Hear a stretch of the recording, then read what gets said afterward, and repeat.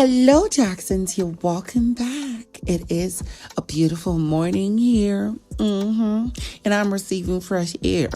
And what better ways to start the morning than to talk about, Ipeleng. She came out of the blue. Like, we really didn't expect her to get this far in the competition.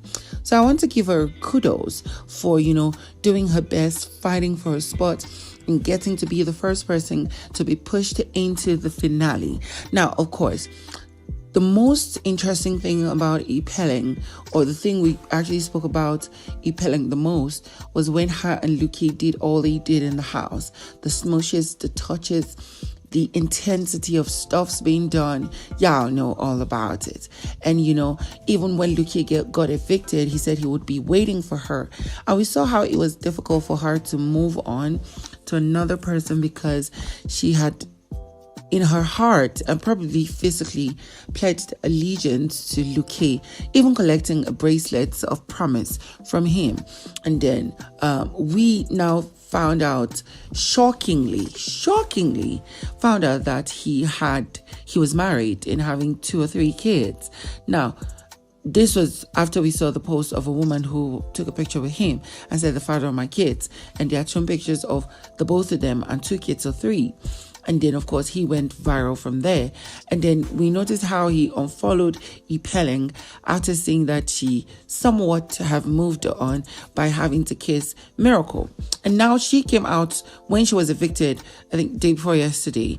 She was in shock that Lukay did not come for that final live show eviction and, the finale and announcing the winner, because she mentioned it on stage. He's not here, sad and everything. And then when they went for the winners luncheon yesterday, we noticed how there wasn't much of her and Lukay. In fact, they were avoiding each other, or she was avoiding him. And then we saw that he made a post in a live stream. I think it was Nelisa's live stream. There was Mmeli, there was Lukay, and then herself, Nelisa.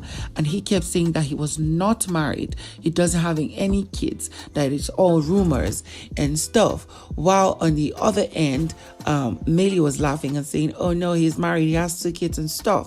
But since then, we haven't seen anything serious from Ipeleng and Lukay. And it's quite sad, but it's crazy. I just hope that she's doing good and she's not going to fall for anyone who'd use her to joke.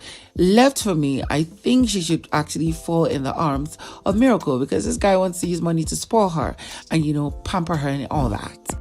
Now, of course, it is obviously evident that Kanaga Jr. didn't win the Big Brother Titan Season 1. A lot of y'all wanted him to win. A lot of y'all felt he did more of the job. He deserves it more. But of course, like I would always say, no housemate is undeserving of winning. As long as they won, they deserved it. So you should rather blame yourself for either not voting or rather making too much noise. But that aside, I really respect and value and like Kanaga Jr. So I'm going to put this, it's unpopular opinion, but of course, y'all go want to dislike me and shit, but I don't care. Anyways, so we saw that since the win of Khosi, we saw how Marvin had been all up in her business, all up in her face, doing the most. And of course, it's expected as a fellow housemates, show your support as much as possible to the winner to show that you actually value them and that you're not jealous, right? But that's good. But I feel Marvin is rather way too strategic for just having to do things for doing sake without having an extra motive behind it. For one, I really feel and suspect, and I know a lot of you have been saying it, that Marvin is happy that Kanaga Jr. didn't win. And why is that? Because of one reason. What Marvin complained that Kanaga Jr. did to him for nominating him up for I think it was the save and replace through the veto power. Marvin never forgot about that. Although immediately it happened, he went to meet with Kanaga Jr. and was saying how they're cool, they're good, it is the game, whatever, but they're still chill and good buddies.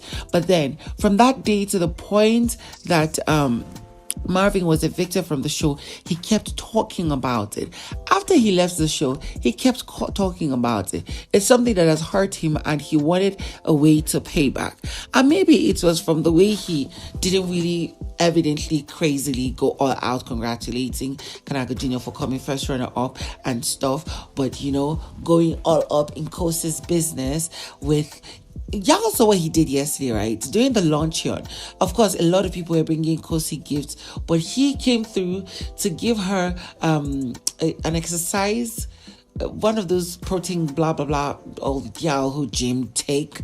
And what just stuck in my mind was he is a nice person, that cannot be taken away from him, but him giving Khosi a gift in that form is planned. Maybe, just maybe, they're going to do a collaboration for his gym exercise brand, and it should be nice to see. It is always good to be strategic in whatever you want or whatever you're doing.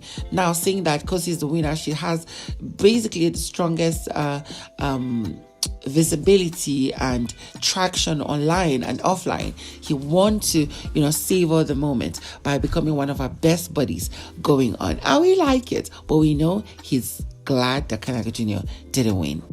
Now the question is, Thabang and Nelisa, what's going on? Now, y'all remember that Thabang went to Nelisa's party a few days ago, maybe 2-3 days ago. I cannot remember. I ain't got time to stress my mind. But of course, he went to her party and people were dragging him to hell and back, mostly because he arrived uninvited. Like, there was no official invitation to him, nothing at all to him. And then he came to her party. She was a little bit in a bit of shock because she was looking at him, oh wow. And then they hugged and of course separated as soon as possible. But that aside, a lot of people have been, dragging Thabang before he left the show and after he left the show about what he did to Nelisa, how he toyed with her, made her feel useless almost. But then Thabang in a Twitter space apologized to Nelisa and even Yemi. Yes, he said that in reflection to what had happened in the show, he feels and has seen that he had taken some rash decisions, done some things wrong that he really needed to come and talk about and say he was like, he doesn't have anything against anybody and it wasn't meant to hurt anybody, and that he doesn't mind. He hopes there is space for building a certain friendship. And I think it's because at some point Nelisa was ignoring him or something, and him and Yemi might not ever become buddies, especially what had happened. Yemi feels defeated somewhat. But the situation with Nelisa and Yemi wasn't, I don't really think I don't have anything against Yemi. I think Yemi and I could have a good relationship outside the house, not that we didn't have a good relationship inside the house. We were just cool inside the house. I don't have hate for anyone. And I did say earlier on that in reflection to my time in the house, I might have been a bit unfair, maybe more than a bit, but I might have been unfair towards Nelisa a lot of the times. So, yeah, I think reflecting after, leaving the house and, realizing that, we'll see how our relationships go outside. Honestly, if there's room for friendship outside the house, I'm all for it. But I have nothing against anyone who I was in the house with. I think it wasn't really anything personal in the house. It was just, everyone was just there and we were all just cohabiting in the same space. I think that's fair. Now it's just love. All right. I think that's fair.